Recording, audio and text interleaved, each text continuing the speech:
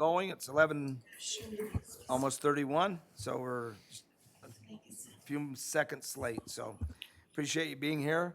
We'll start our proceedings this day with having an invocation from Commissioner Bingham, after which a pledge of allegiance will be given by our Fire Marshal Kevin Lloyd. You sure it's Commissioner Bingham? That's what it says on my thing. I'm just reading.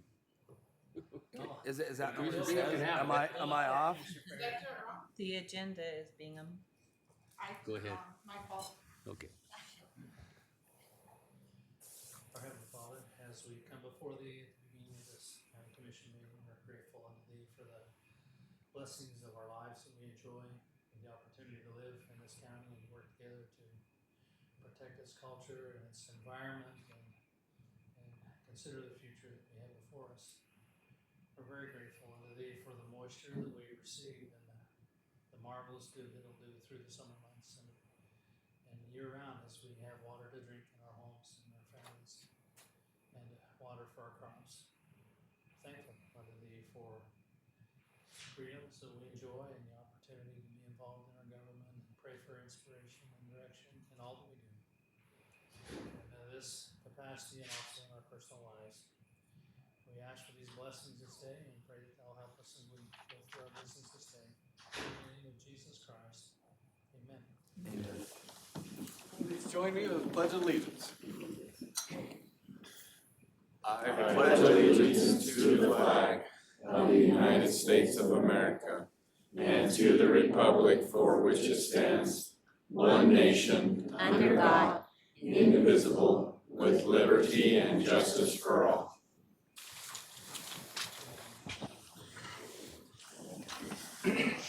Thank you, Commissioner Bingham and Fire Marshal Kevin Lloyd. We appreciate that.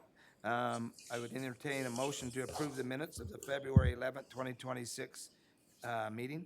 I'll make a motion to approve the minutes for the February 11th, 2026 meeting. I'll second it. We have a motion by Commissioner Bingham, a second by Commissioner Perry. All in favor? Aye. Okay, the motion passes. Thank you very much. Okay, number 3, administrative review, reports, and future agenda items. Commissioners? Nothing really to report. I was at Rural Water in St. George yesterday, and a lot of people learning and training and considering how to take care of water. A lot from our county as well. I got nothing today. Okay, very good. Thank you, Commissioners. Former agenda items. We won't be on number 11, Fairgrounds. B, we're going to wait to do that one till our next commission meeting. And then on community development, we need to untable that when we get to that. So and that one's number 10. A, so. Emergency management issues. We're good? Okay. ARPA or LTCF? Nothing new. Okay. We are waiting for our employee to show up. I don't see. We hope that our employee of the month will be here. If not, we'll do it toward the end. Is he, did he Oh, make good. it? Oh, perfect timing. You just get him to come in. They seem to Come on in, be doing that. Tyler. You're the next contestant. He's standing out there going, I don't want to come in. I don't want to come into this. Read this. Go for it, Commissioner. All right. We want to recognize Tyler Holmes as our employee of the month this month for Boxeter County. For those who don't know, Tyler works in our county attorney's office. And lucky for me, I was on a cruise last week, so I got to miss the wonderful snowstorm, but Tyler didn't. And as it came through and we ended up having to even get some of the employees needing to get out and go home early, Tyler took it upon himself to go out and clean off the cars of our victims advocates, as well as one of our county attorneys as well. And not only did he brush their cars off, made it so they could safely go home, But then he built a trail out for them so they wouldn't fall down and have to go right through the snow. It's just going, clearly not part of his job assignment. You know, we're like, maybe we're gonna have to reassign him and have him be part-time buildings and grounds as well as county attorneys. I don't know, we haven't worked for both With offices. the Oh, man, increase in I don't wages, know. by the way. But impressed that he would take that extra effort to take care of those employees that he works with and that he works around, and we just wanted to recognize going above and beyond to serve your fellow county employees and the citizens of this county. So with that, we'd like to congratulate Tyler Holmes as our Box Elder County Employee of the Month and encourage him to come forward here and receive the certificate that we have for him. You're gonna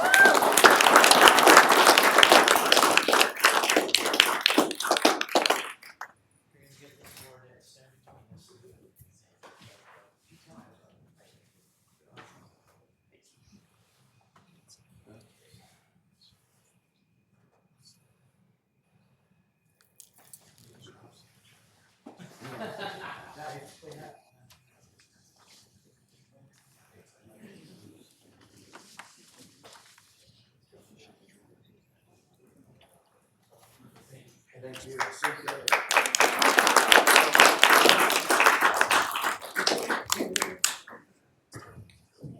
Thank you, Tyler. We really appreciate that. We appreciate our employees that go the extra mile. Most of them do a great job, but for the most part, you guys are great. We appreciate what you do.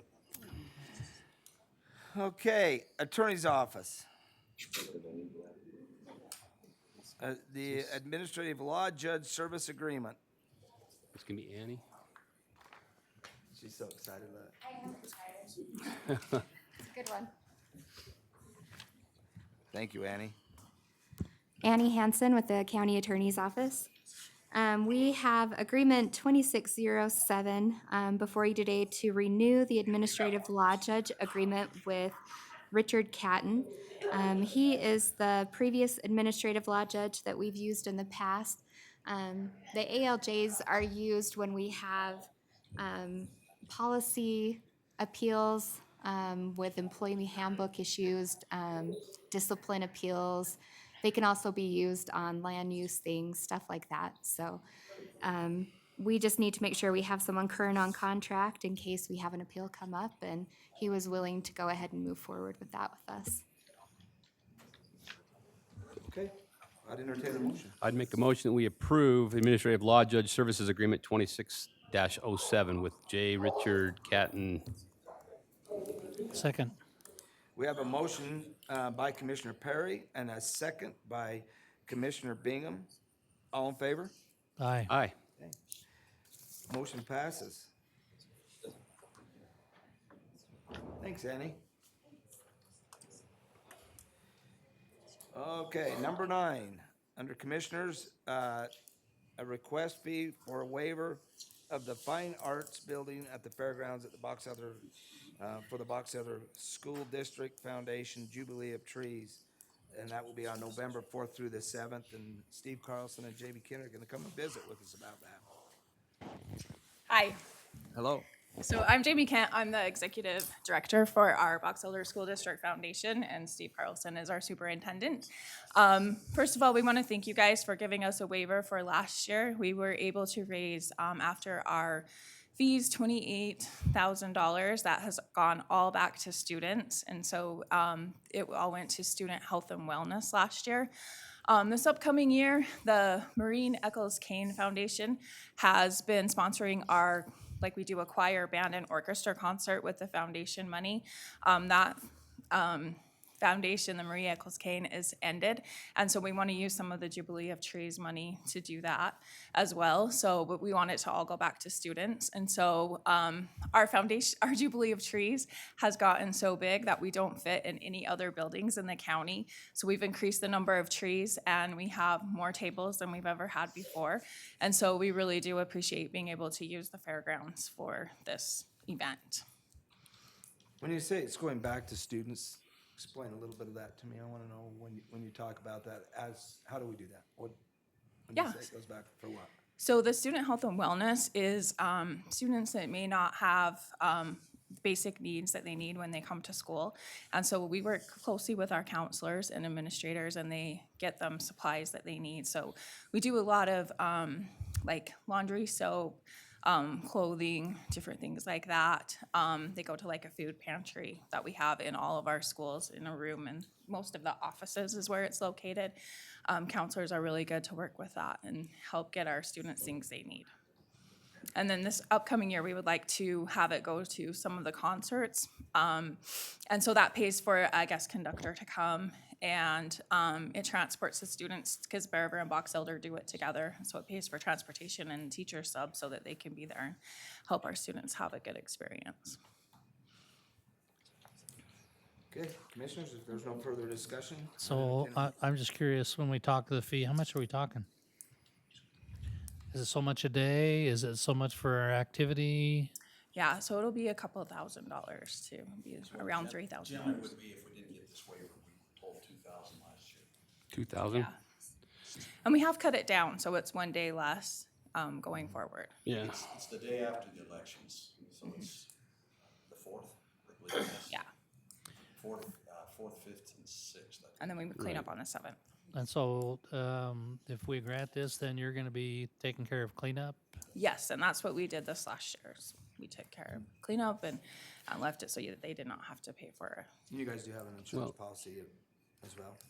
Yes. Yes. And the only concern, I know it's the only building to do it in, but one of the concerns we have is we have various groups that keep coming in and they say, every year they want to do this, and it gets to the point where we're going to have groups that are going to be consistently saying, we could be giving it away for free forever. And that's part of our problem. So I'm really concerned about the fact that, it can't be an annual event. I mean, if it's an annual event, we're going to have you guys come up with the cost and help cover it. There is an alternative we've been talking about for nonprofits, and I don't remember do you remember what you were? Yeah, I don't know if you've got it We're set. working, we haven't got that done yet, but what we're working on is a nonprofit fee. And because that's, what's happening is in the past, it was here and there, but now it's getting to the point where everybody now says, well, they're doing it, so we're gonna do it. And so what's happening is the cost to our fairgrounds and our employees is becoming an issue. And so we're gonna have to look at a nonprofit fee. Okay. And so just so you're aware, next year there will be a nonprofit fee assessed, so. Okay. So, Would you think we would have to come back and get permission again to get that nonprofit fee? Or- yeah, we'll probably have you come back, yep. Okay. Okay. Sounds great. Yep.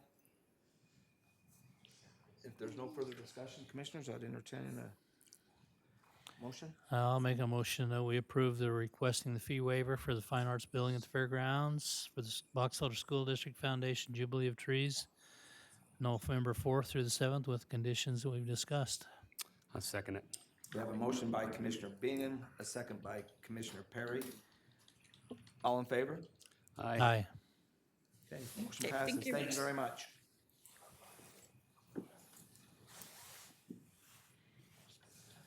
Okay, under B, resolution number 2607, resolution of Box Elder County Commission proposing adding mineral lease services to Box Elder Special Services District. And Glenn Thurston. Yes, Glenn Thurston for the County Attorney's Office.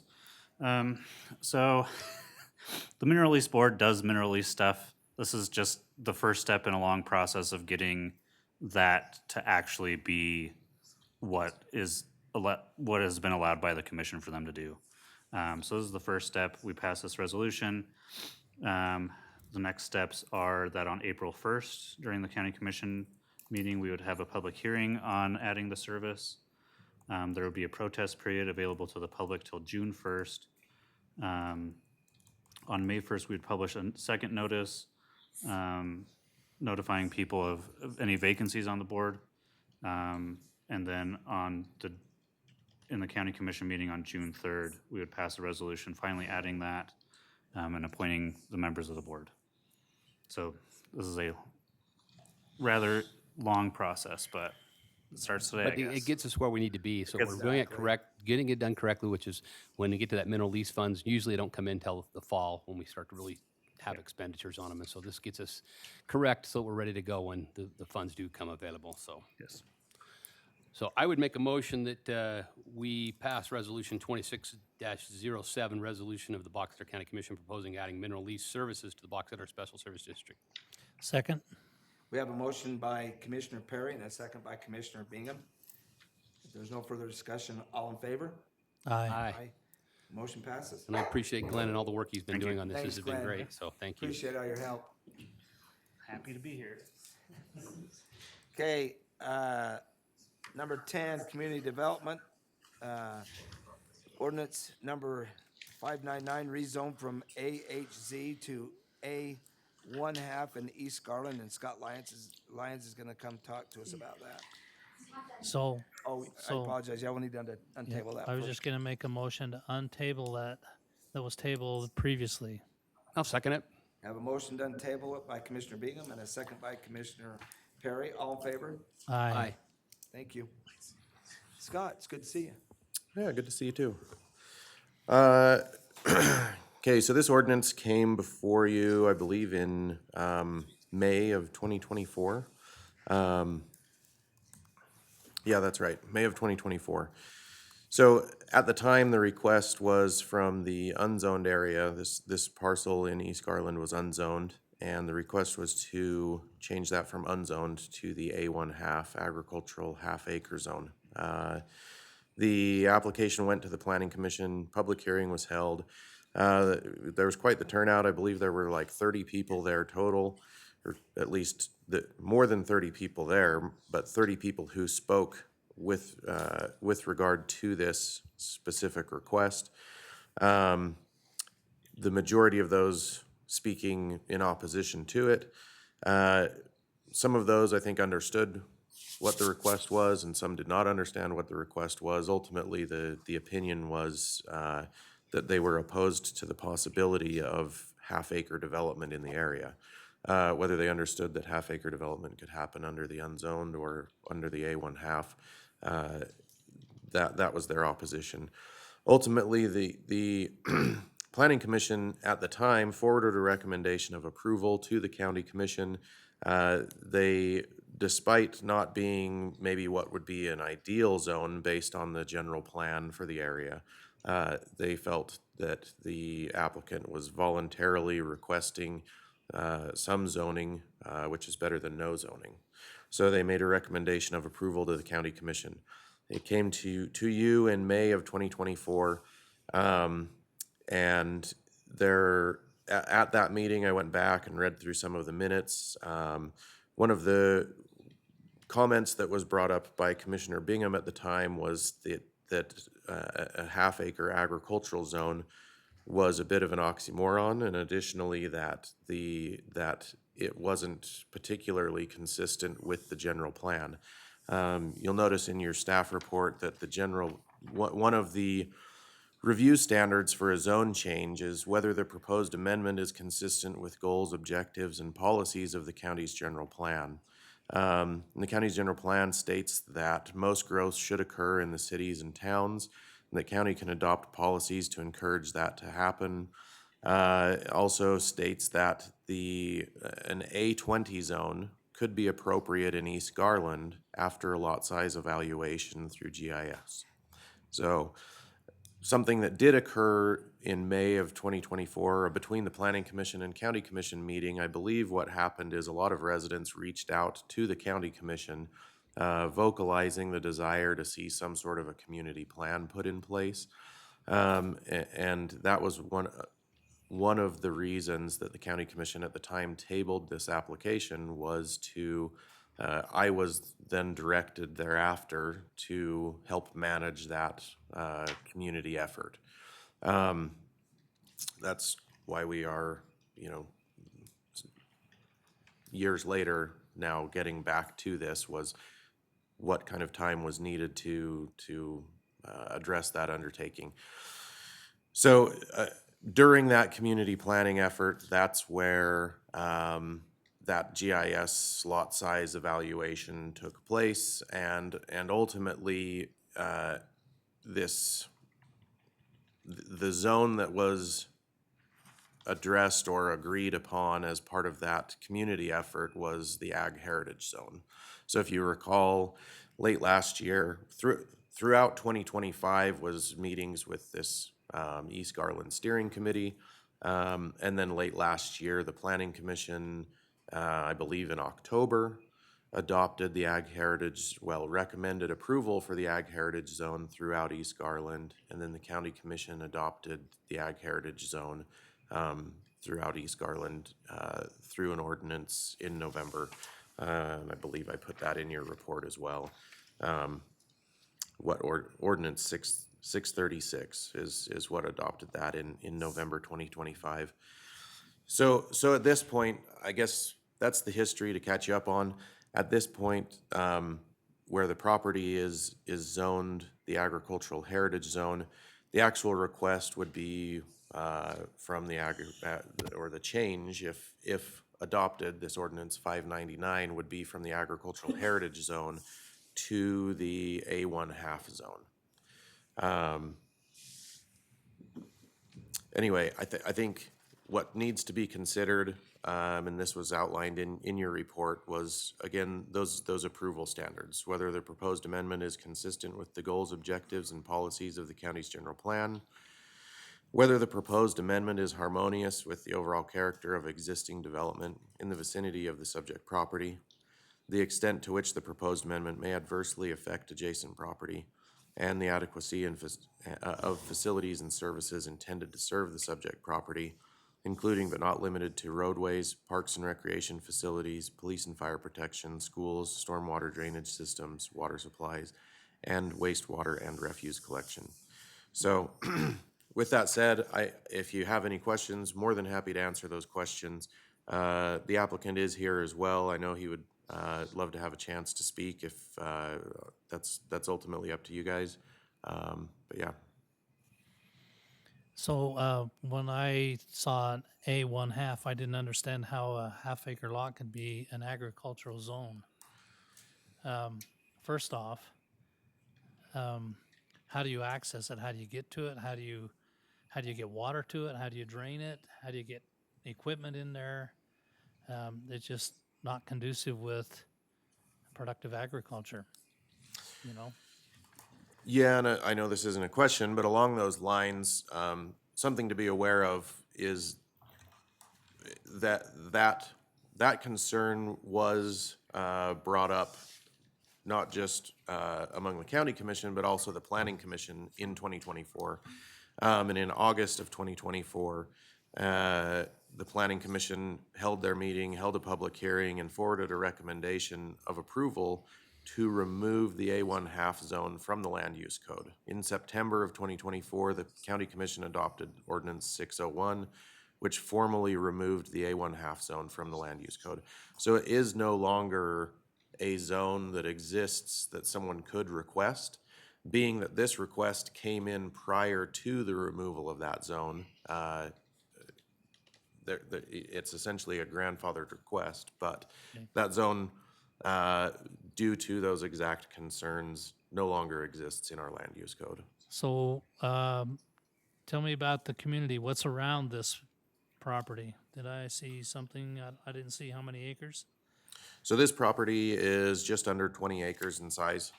There should be a small map included in your packet. Yeah, I saw it in the packet. But it's primarily what I would call a rural residential community. It generally consists of larger parcels off of smaller properties with homes on them that line the roadways, with larger parcels that are agriculturally in agricultural production behind those.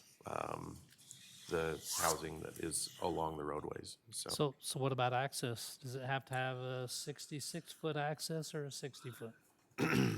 So you're saying this specific parcel? You have to get from the county road back to this particular parcel. So where this particular parcel is located, if it were to be developed at a half acre density, is that your question? Yeah. So if this particular parcel were to be developed at a half acre density, the developer would be required to dedicate 30 feet from center line. That 16800 north is a, 14800 north is an existing county road. It doesn't exist in its full dedicated right-of-way width.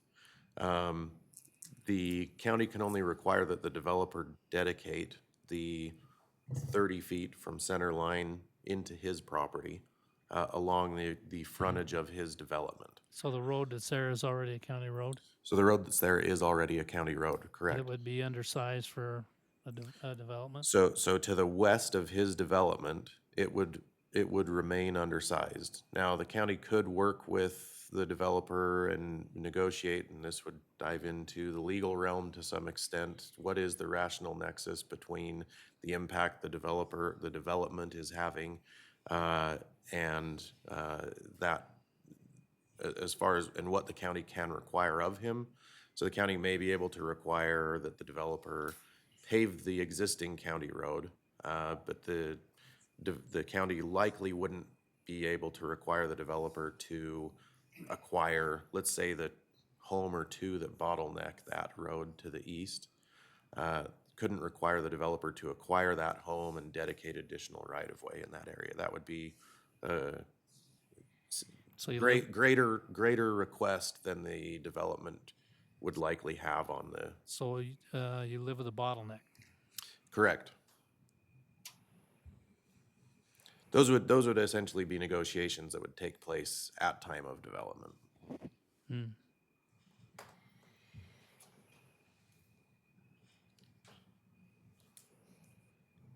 Anybody else have any questions? I don't, but I'd like to, if it's okay with you guys, I think we ought to let Brody Calder come and talk. I think that's fair. Come on up.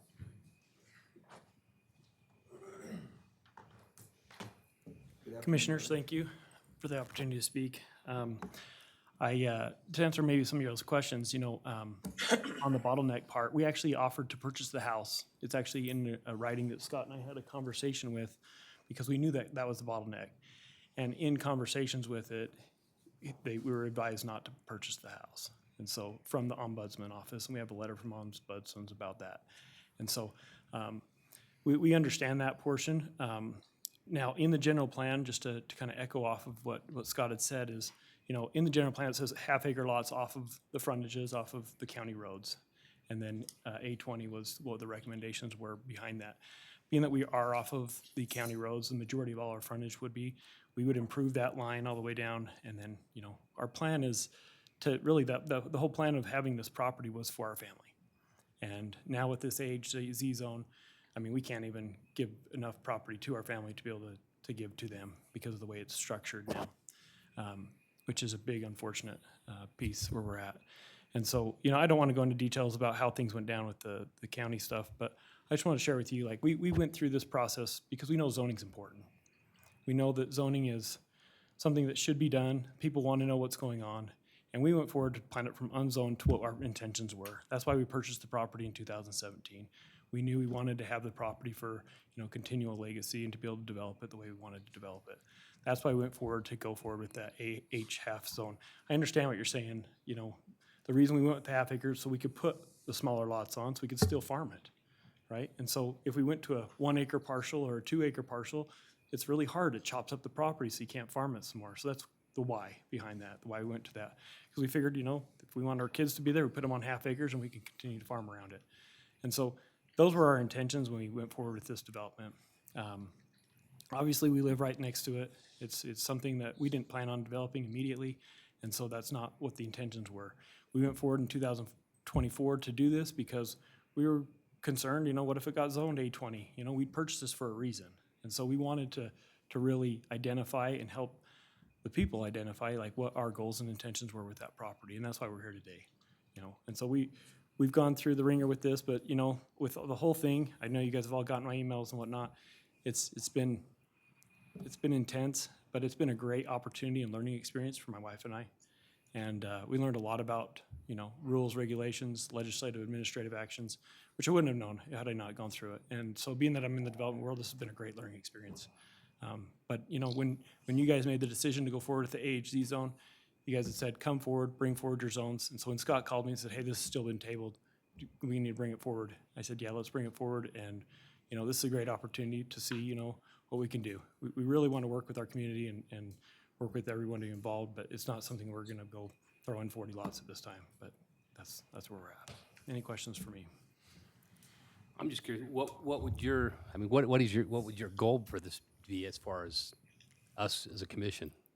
I mean, I've got your emails, but I'm just trying to figure out where you'd like us to, what you think we should do as a commission.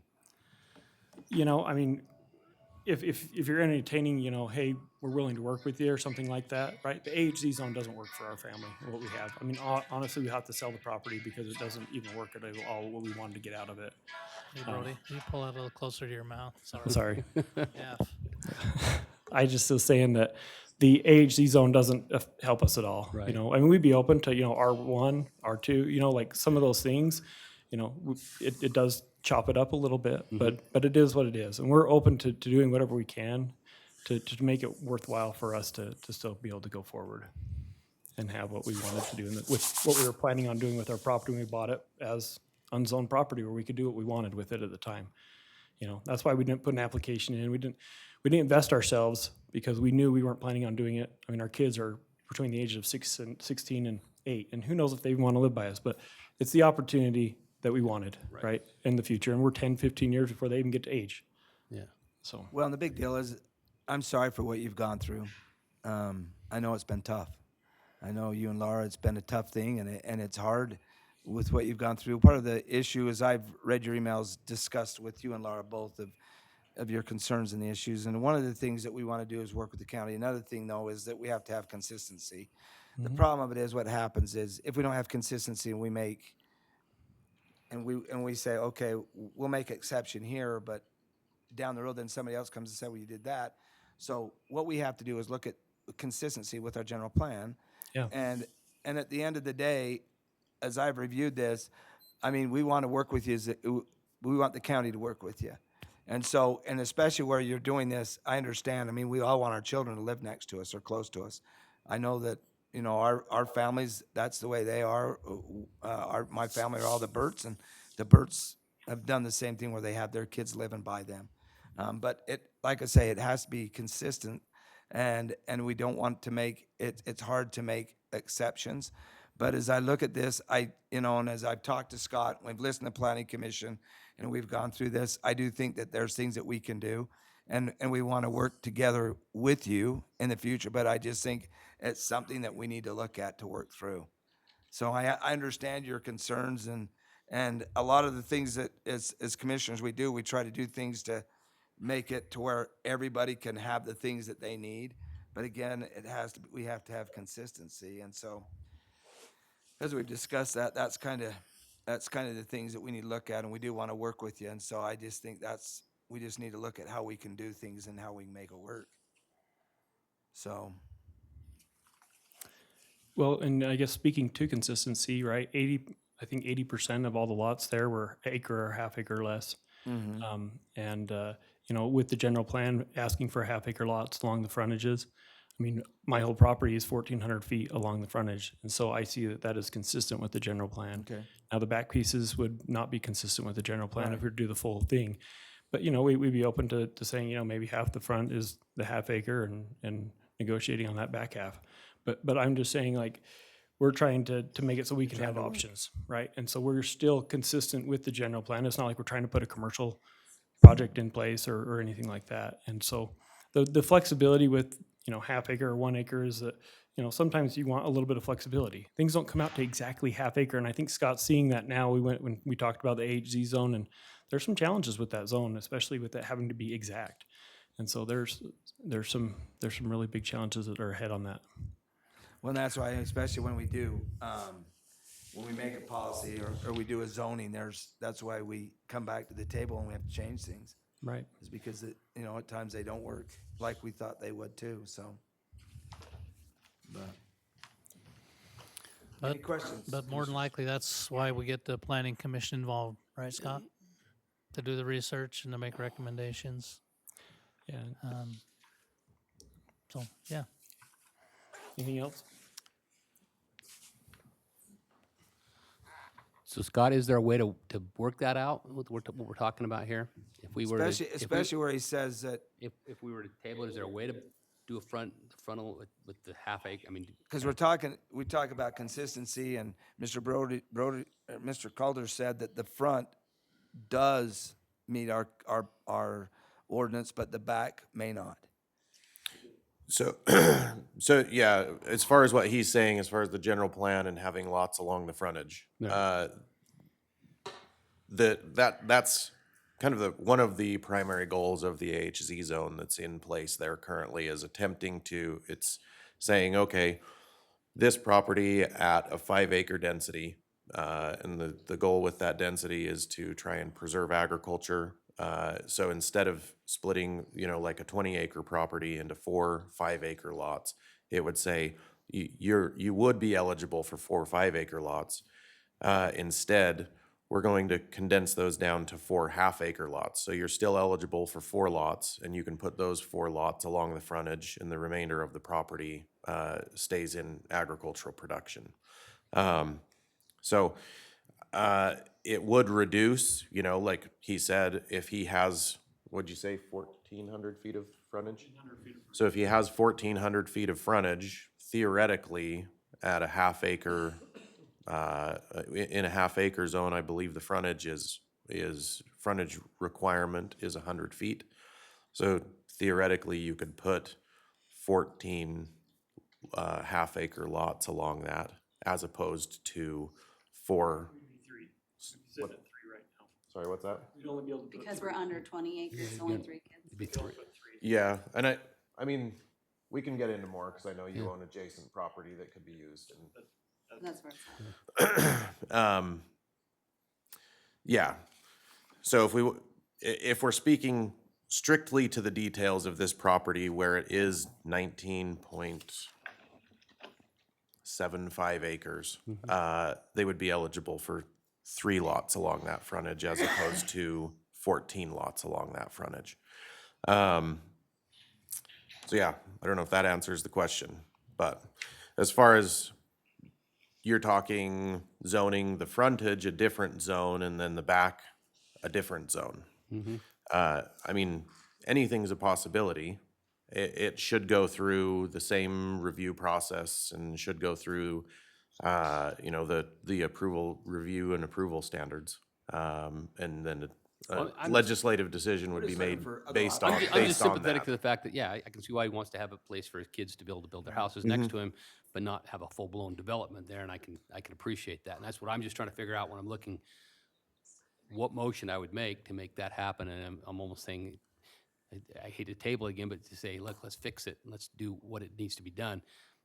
I don't know if we just deny it, does that mean he has to go back to the drawing board, or can he still develop those three spots if we deny the code? Yeah, he still can. Okay, Yeah, that's an existing right. yeah. So I think if there were gonna be a proposal of something along the frontage, personally, I would probably say if there was gonna be a proposal of something along the frontage, it would make more sense to deny this ordinance and then to submit something that's saying, hey, along the frontage, this zone's being proposed. And allow for that to be re-reviewed by the planning commission and a new recommendation made by the planning commission. Okay.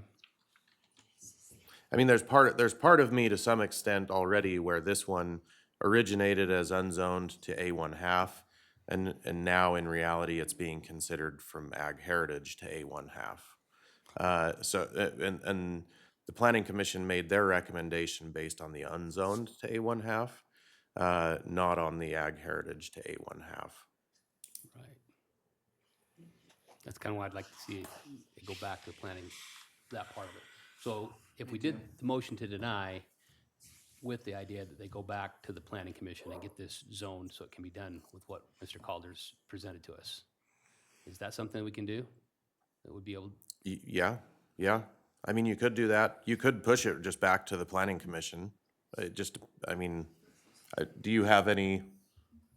If it's denied, he has to file a new application and all the fees and everything. This is true. that's what I'm worried, I don't want to Yeah. do that. So that's why I almost want to make a motion that we send it back to the planning commission to redo the, can we do that without having to do other fees and just say, let's come up with a I plan? think you can. Yeah. Because that would be what I would want to do, is I'd make a motion that we send it back to the planning commission to have this rezone, or to look at that, to allow for what we just had the discussion about, so that he can put the frontage, those frontage homes for his children there at the front, keeping the back in agriculture and working through that and having the planning commission look at that and bring that back to us so that we're not having to do the whole grandfather to a half thing. So, but that's what my motion would be, is to go that route rather than the other suggested motions. I'll second it. We have a motion by Commissioner Perry and a second by Commissioner Bingham. There's no further discussion. All in favor? Aye. Aye. Motion thank you. passes. Thank you.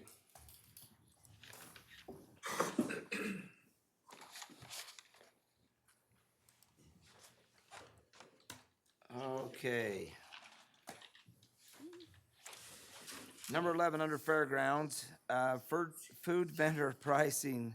Jan Rhodes is going to come talk to us. Hi, Jan. Jan from the fair. Hey, before you start, Jen, let me ask you a question. Earlier, the school district asked, or the school foundation asked for a waiver for 3 days that we had approved. Is that really $2,000 what it would cost them if they did 3 days? Is that right? It'd be $500 a day. Okay. That's, And we they, just- they didn't come in mention Wednesday and they leave Saturday about noon. Okay, they'd mentioned $2,000, and we just said, well, going forward, there may be a cost, because it can't be every year. We can't have an annual event like this Yeah. without having some cost incurred, but we did approve it. I just wanted to verify the cost, so I think last year they came in on a Tuesday, so they had Tuesday through Saturday. this is 1 day less, okay. Yeah, so to know. they pretty well take the building, so that on Saturday, I don't schedule anybody to come in after them in case they run longer, so. Thank you. They'll have it after Marla gets done with their voting, Wednesday through Saturday. Okay, thank you. So the reason I'm here is it's been a few years since we've updated the food vendor prices, charging the food vendors at the fair. Bruce has looked into it. He's our director over the fair, that part of the fair. And he's come up with these, prices that he thinks is fair, of course. Do you have any questions? All the food vendors at the fair are one set price, except for the Farm Bureau stand and the Lions stand, and that's a percentage, comes back to the county. We did raise the food truck vendor up to 125 for the bigger power. The reason we'd like to do that now, it goes online the 1st of March to start signing up for the fair. And we've had people calling, wanting to know, not about the prices, wanting to know when they could fill out their application. So before it goes live, we want to Make sure we take got the care of prices it. in place, yep. Yeah. Okay, I actually was very comfortable. I think the prices are appropriate for where we're at, and It levels a lot of them out, especially at the rodeo end, so it evens some of them out. And honestly, at the rodeo end, they can come in on Saturday because we have slack from the rodeo and the draft horse show on Saturday, the 22nd. And then we skip Sunday, so they actually, if they want to put forth the effort, they could make some more money there. Some do, some don't. Is there a fee for changing their minds?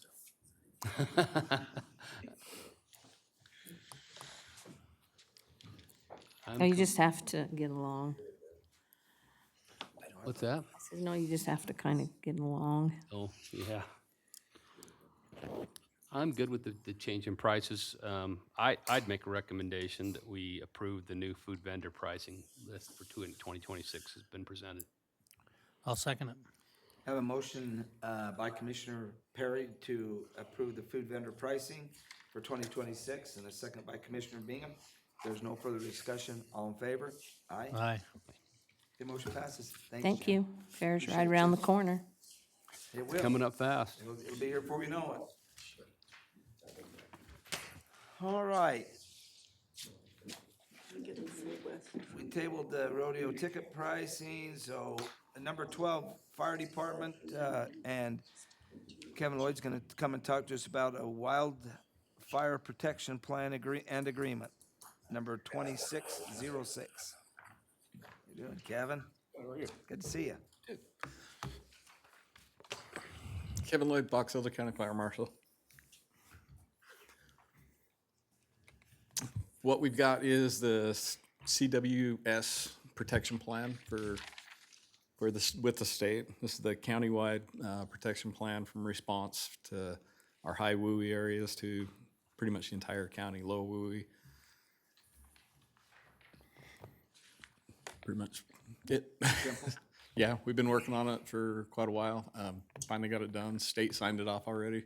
So now it's just up to you guys. Your turn.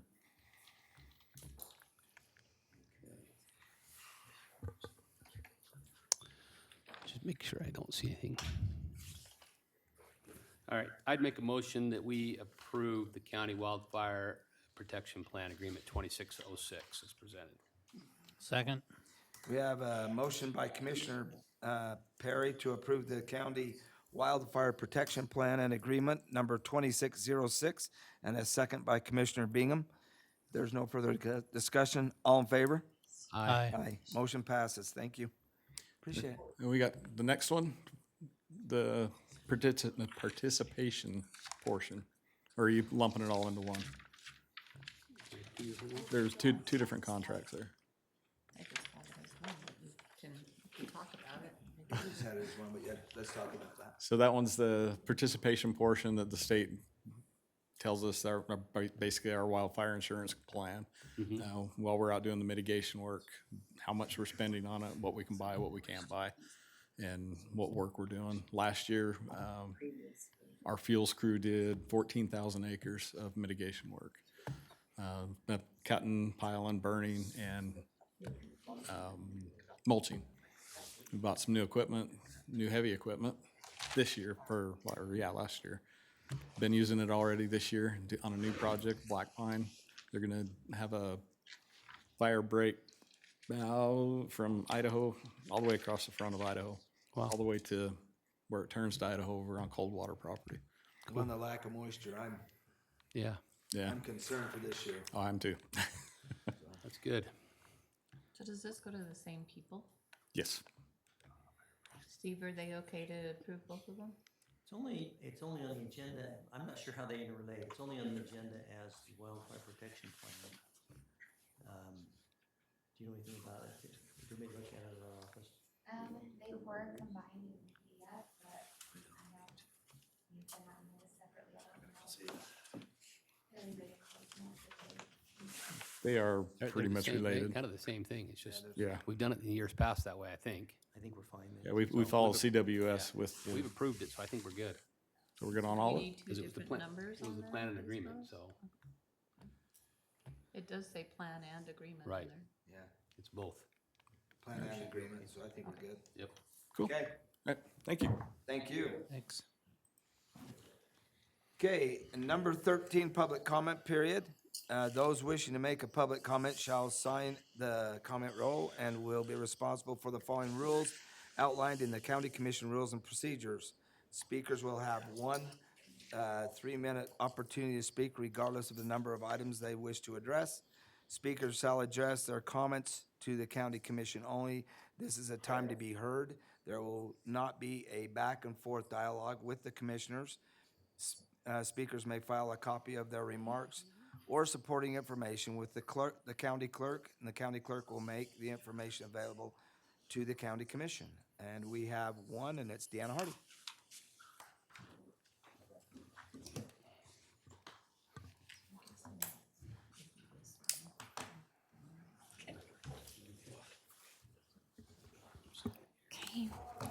Okay, Deanna Hardy Brigham. The Box Elder Committee of Liberty hopes that this body of representatives read the entire petition for redress of grievances dated February 11th, 2026. It contained history and genealogy of our U.S. Constitution, 700 years worth. 5 documents had to be written in order for our founding fathers to receive the foundational principles and understanding from their founding fathers. Most history teachers will start with the Magna Carta of 1215, but this is a disservice. The Magna Carta, the second document in the genealogy line, was in response to the king not following the first document in the genealogy line, the 1100 Charters of Liberties, in which the king promised to not be evil and oppressive. The third document in the genealogy line was the Petition of Rights, 1628. This is a list of grievances on how the king broke his promises in the 1100 Charter of Liberties and the Magna Carta of 1215. The Grand Remonstrance of 1641 was the fourth document in the genealogy line outlining more broken promises by the king. By this time, the people had a grand awakening to the principles of liberty and a new step forward in the power of the people. The Glorious Revolution of 1688 was the fifth document in the genealogy line, again listing violations against the king for violating the previous charters. This fifth document is the one our founding fathers carried with them to England when they presented their list of grievances before King George III and the British Parliament, only to be ignored. Kind of sounds familiar, right? I'm kind of being ignored today too, so. What all this history shows, which was not taught in our government-controlled education system, is that history always repeats itself. There's nothing new under the sun. Human nature never changes. Instead of using the word king in our day, it's representative. Representatives are violating our charter, the U.S. and state constitutions. The malignant and pernicious design to subvert, undermine, and extirpate, completely destroy our liberty continues in our day. We encourage our representatives and citizens to wake to this liberty-destroying tyranny and defend and protect and restore our U.S. and state constitutions in their original intent as clarified by our founding fathers in their own writing. Thank you. Thank you.